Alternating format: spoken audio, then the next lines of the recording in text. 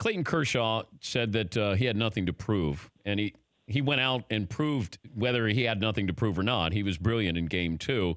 But did you think, like deep down, he still had to prove a little bit on this big stage?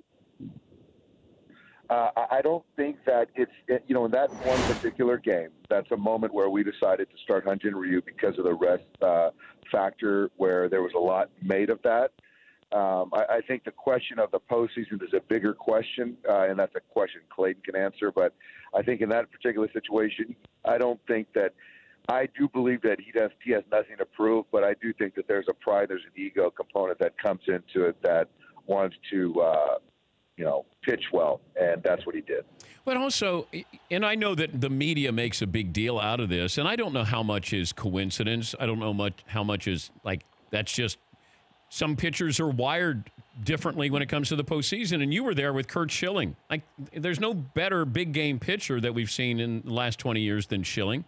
There was just something about that moment. But as a manager, how do you detect that if somebody has that or they're missing that?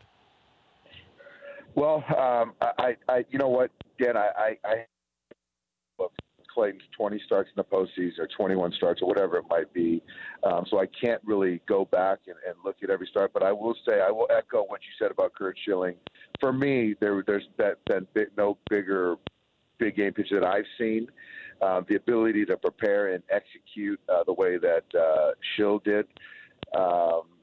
And Clayton, I think a part of it is the execution, and I also think that just being able to use his entire pitch mix and flip the script just a little bit.